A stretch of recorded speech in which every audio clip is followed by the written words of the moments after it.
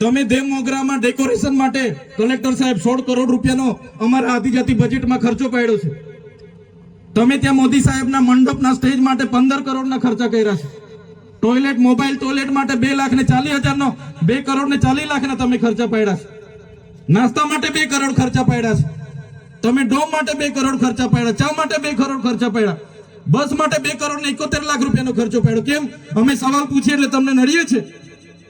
તમારા મનમાં ધુમાડો હોય તો કાઢી નાખજો ભાઈ. બરાબર છે. આ જનતાના ટેક્સના પગારે આપણે બધા છે. આ જનતાના ટેક્સનો પગાર મને પણ મળે છે, તમને પણ. કલેક્ટરથી તલાટીથી લઈને કલેક્ટર સુધીના બધા તમે નોકર છો, અમે બધા સેવક છે. આ લોકોએ જે પણ કે અમે પ્રતિનિધિ છે, અમને અધિકારો આપ્યા છે. તમે અમને કેમ અહીંયા બોલાવ્યા નથી? ના સાહેબ, અમારે વિદ્યાર્થીઓ અમે કેવું પડે છે.